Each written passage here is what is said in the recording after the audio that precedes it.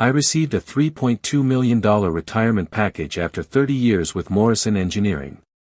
I grabbed my briefcase, my company award plaque, and rushed home 2 hours early to surprise my wife. When I walked through our front door, I heard her voice from upstairs. She was on the phone saying, "Don't worry. Once the divorce is final, we'll have at least half of that, maybe more if his lawyer is incompetent." I froze at the bottom of our oak staircase. The same staircase where we'd taken Christmas photos for 28 years. The same staircase where I'd carried her over the threshold when we bought this house in 1997. My name is Robert Mitchell. I'm 62 years old. That morning, I'd received the retirement package of my dreams. 30 years of 12-hour days, weekend projects, missed family dinners, all culminating in one moment. My boss, Frank, had shaken my hand, tears in his eyes, telling me I'd earned every penny. The company had thrown me a party. My colleagues had given me a gold watch. I'd driven home with the signed papers sitting in my passenger seat, imagining my wife Linda's face when I told her we were finally financially secure for life. Instead, I was standing in my own foyer, listening to my wife plan my financial destruction. I didn't go upstairs. I didn't confront her. I quietly set down my briefcase, walked back to my car, and drove to a coffee shop 3 miles away. My hands were shaking so badly, I could barely hold my phone. For the next hour, I sat in that coffee shop, replaying every moment of our marriage. Had there been signs? Of course, there had been. Linda had become distant over the past year. She'd started going to the gym 5 times a week. New clothes, new haircut. She'd password protected her phone for the first time in our marriage. When I'd asked about it, she'd laughed and said, "Robert, everyone has passwords now. Don't be so old-fashioned." I'd believed her because I trusted her because I'd spent 30 years building a life with her. But sitting in that coffee shop, I realized something crucial.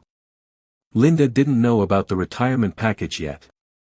The official announcement wouldn't hit my company email until tomorrow.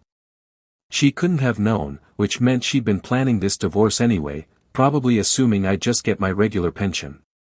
The $3.2 million was an unexpected bonus she'd just found out about somehow. I pulled out my phone and called my colleague Dave from it. "Dave," I said, keeping my voice steady. "I need to ask you something. Who has access to view employee retirement packages before they're officially announced?" There was a pause. "Just HR and the executive team." "Why can you check if anyone accessed my file in the last 24 hours? Another pause. "Rob, I could get in trouble for that." "Dave, please. It's important." 10 minutes later, Dave called me back. "Your file was accessed yesterday at 2:15 p.m. by Margaret Chen from HR. But Rob, there's something else. The file was forwarded to an external email address. Can you see the address? It's David Thompson thmpsunfinance.com. David Thompson Financial Consulting." I googled it right there in the coffee shop. The website showed a professional photo of a man in his early 40s. Handsome, fit, smiling. Services included retirement planning, divorce, financial advising, and asset protection. I sat back in my chair. Snorts, so that was who she was talking to. Not just a financial advisor, a divorce financial advisor. And someone in HR, Margaret Chen, had illegally forwarded my confidential information to him. Margaret Chen. I knew Margaret. She'd worked at Morrison for 5 years. She'd never seemed particularly friendly with Linda. But then again, I'd never paid attention. I'd been too busy working. I drove home 3 hours later. Linda was in the kitchen making dinner like nothing had happened. She smiled when she saw me. "You're home late," she said. "How was your day?" I looked at her. Really looked at her. This woman I'd loved for 28 years, the mother of my children, the person I'd built my entire adult life around. It was fine, I said, just wrapping up some final projects. I didn't tell her about the retirement package. I didn't tell her anything. I went upstairs, changed my clothes, and came back down for dinner. We ate lasagna. We watched television. We went to bed. And the entire time, my mind was racing with one single thought. I needed a plan. The next morning, I woke up at 6 a.m. Linda was still sleeping. I drove to a law office in the next town over, 30 m from anyone who might know us. The lawyer's name was Patricia Morrison, no relation to my former company. I'd found her online. She specialized in high-asset divorces. Patricia was a woman in her mid-50s with sharp eyes and a sharper suit. I told her everything. The retirement package, the phone conversation I'd overheard, the forwarded email from HR. She leaned back in her chair. Mr. Mitchell, I'm going to be very direct with you. Your wife is planning to divorce you and take half of your retirement package, possibly more if she can prove she contributed to your career success, which in a 28-year marriage she probably can. However, we have several significant advantages, which are, snorts, first, she doesn't know that you know. Second, the HR employee who forwarded your information committed a federal crime under privacy laws. Third, if we can prove your wife is having an affair with this financial advisor, that's adultery, which Virginia still considers in divorce proceedings. And fourth, you haven't officially received the money yet.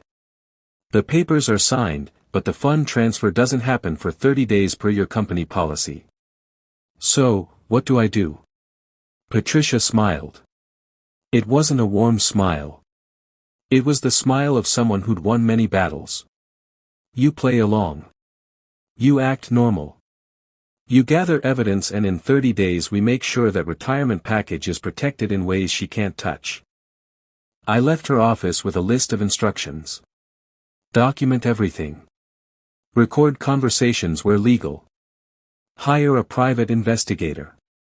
Don't move any money yet. Don't change any passwords. Don't let her know you suspect anything. For the next week, I played the role of oblivious husband. I went to my farewell lunches with colleagues. I cleaned out my office. I brought home my desk plants and engineering awards. Linda helped me set up a home office. She was attentive, loving. She asked about my retirement plans. I was thinking we could finally take that trip to Italy, she said one night over wine. You've always wanted to see Rome. That sounds wonderful, I said. We should start planning. She squeezed my hand. I'm so proud of you, Robert. 30 years. You worked so hard. I squeezed back. We built this life together. The lies tasted like ash in my mouth. Meanwhile, I hired a private investigator named Marcus Shaw.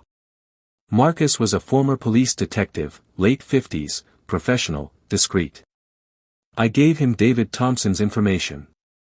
I gave him Linda's schedule. I authorized whatever he needed to spend. Marcus called me 4 days later. Mr. Mitchell, I have what you need. Can you come to my office? I drove there immediately. Marcus had a folder waiting for me. Inside were photographs. Linda and David Thompson having lunch at a restaurant in Richmond, 40 miles from our home. Linda and David Thompson entering a hotel. Timestamps, dates. The affair had been going on for 7 months. There's more, Marcus said. I did some digging on Thompson. He specializes in helping wives maximize divorce settlements. His website says he offers pre-divorce asset analysis.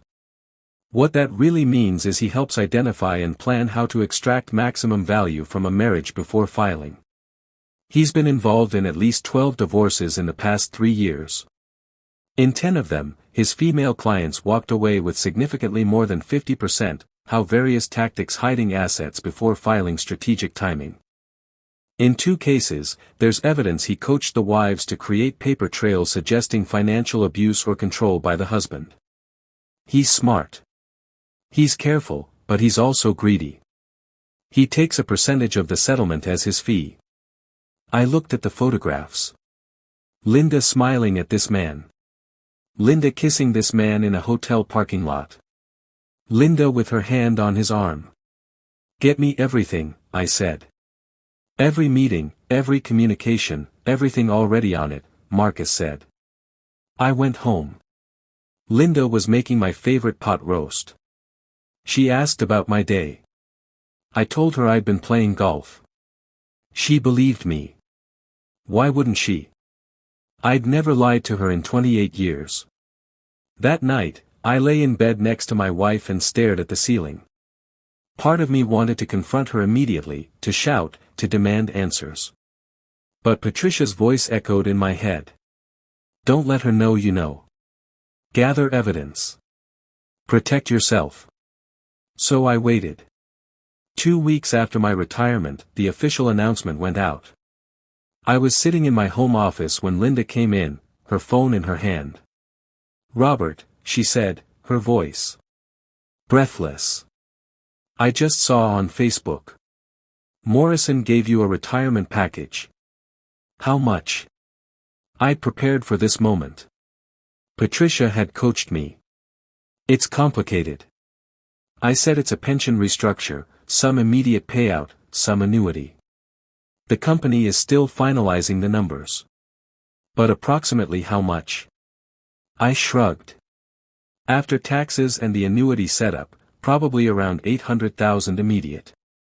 The rest comes in payments over 20 years. Linda's face fell slightly. She'd been expecting $3.2 million. Oh, she said. Well, that's still wonderful. We can do a lot with $800,000. We can, I agreed, though most of it should probably stay invested for our actual retirement. She nodded, but I could see the wheels turning in her head. She was recalculating, adjusting her plans. That night, I heard her on the phone again that I'd installed a recording device in our bedroom per Patricia's recommendation and Virginia's one-party consent law. Linda went into the bathroom, ran the water, and made her call. It's less than we thought, she said. He's saying $800,000 immediate. The rest is structured payments. I know, but we can't wait any longer. I'll be 60 next year. We need to file soon. Yes, I understand the timing is bad, but okay. Yes. Let's meet Thursday. I played that recording for Patricia the next morning. She listened carefully. Good. This establishes clear intent and planning. Now, here's what we're going to do. The retirement package transfer happens in 12 days. When it hits your account, we're going to immediately move it into a protected trust that we'll set up this week. It's legal. It's ironclad and it's specifically designed for retirement assets in Virginia. Then, we're going to file for divorce first. Wait, I said I file first. Absolutely. In Virginia, the first filer has significant advantages. You choose the jurisdiction. You control the narrative. And most importantly, with the evidence we have of adultery and financial conspiracy, you'll be in the driver's seat. She'll be scrambling to respond.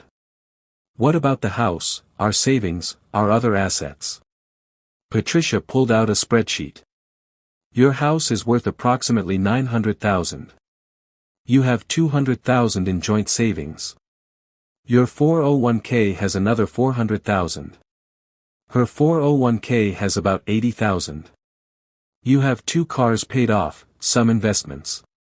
In a normal Virginia divorce, she'd be entitled to roughly half of marital assets.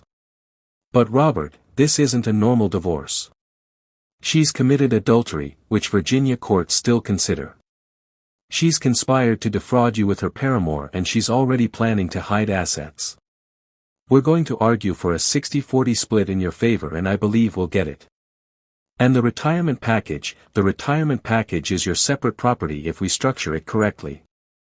It's compensation for your labor earned by you alone. The trust we set up will protect it. She'll fight it, but with her adultery, she won't have much leverage. I sat back in my chair. When do we file? The day after your money clears. We'll have everything ready, trust established, divorce papers prepared, evidence compiled. It'll hit her like a freight train. For the next 12 days, I played my role perfectly. I talked about retirement trips with Linda. We discussed downsizing the house eventually. She showed me brochures for senior communities. The whole time she was planning to leave me. And the whole time I was planning to protect everything I'd worked 30 years to build. Marcus continued surveillance. He documented 3 more meetings between Linda and David Thompson.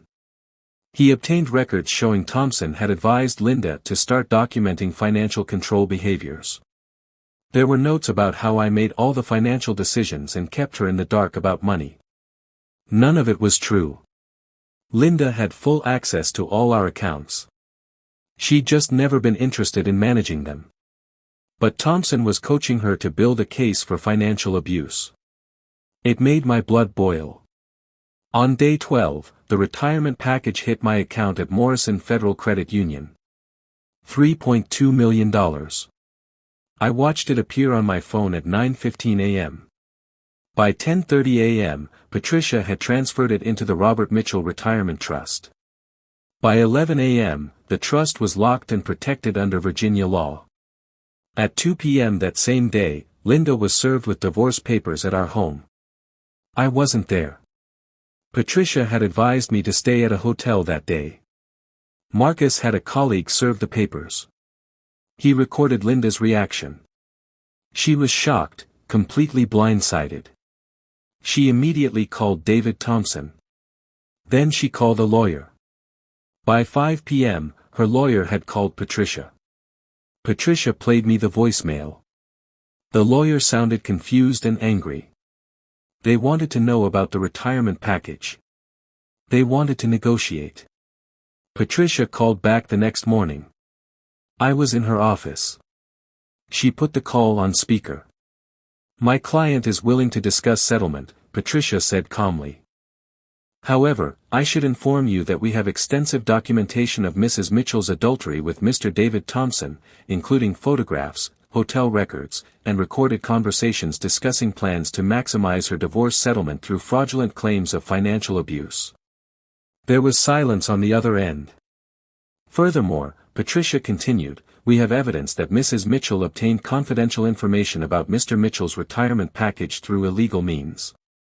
A Morrison Engineering HR employee forwarded private documents to Mr. Thompson. We're prepared to pursue criminal charges against both Mr. Thompson and the HR employee if necessary. More silence. Now, Patricia said, her voice still perfectly calm. Here's what we're proposing. Mrs. Mitchell receives 40% of marital assets excluding the retirement package. That includes 40% of home equity, 40% of joint savings, her full 401k, and 1 vehicle. The retirement package remains Mr. Mitchell's separate property in his protected trust. In exchange, we won't pursue criminal charges, and we won't publicly disclose the details of her affair and conspiracy. The lawyer cleared her throat. I need to discuss this with my client. You have 48 hours, Patricia said, and hung up. I stared at her. Will she take it? She doesn't have a choice.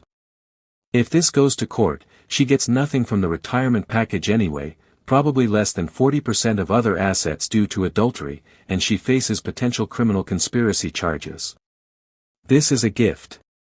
46 hours later, Linda's lawyer called back. They'd accept the settlement. The next 2 months were a blur of paperwork and property division. Linda moved out of our house and into an apartment. David Thompson disappeared from the picture entirely once his potential criminal liability became clear.